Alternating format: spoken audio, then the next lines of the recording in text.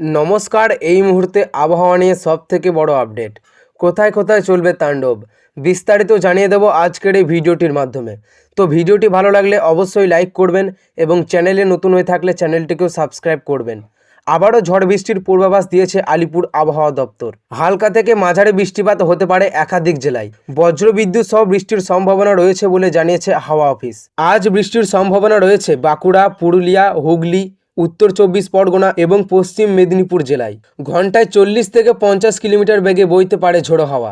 আগামীকাল অর্থাৎ 1 এপ্রিল বুধবার দক্ষিণবঙ্গের বেশ কয়েকটি জেলায় ঝড় বৃষ্টির সম্ভাবনা রয়েছে বলে জানিয়েছে হাওয়া অফিস। হালকা থেকে মাঝারি বৃষ্টি হবে মূলত, সঙ্গে বইবে ঝোড়ো হাওয়া। বজ্রবিদ্যুৎ সহ বৃষ্টির সম্ভাবনা দিয়েছে আলিপুর আবহাওয়া দপ্তর।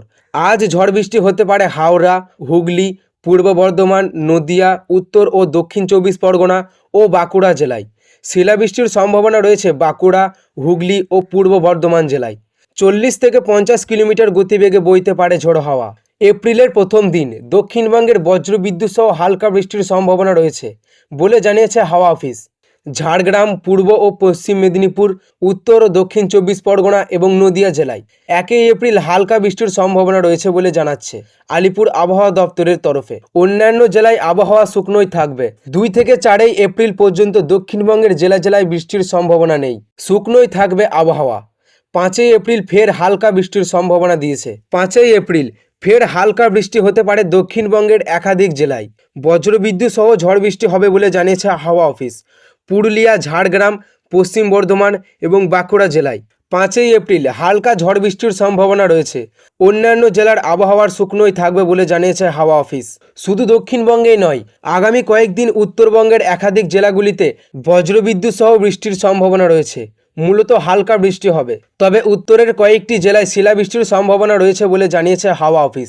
5 এপ্রিল পর্যন্ত চলবে এই ঝড় বৃষ্টির প্রভাব, তার সঙ্গে বইবে ঝোড়ো হাওয়া। প্রতি ঘন্টায় 30 থেকে 40 কিলোমিটার গতিবেগে, কখনো বা 40 থেকে 50 কিলোমিটার গতিবেগে ঝোড়ো হাওয়া বইতে পারে বলে জানিয়েছে আলিপুর আবহাওয়া দপ্তর।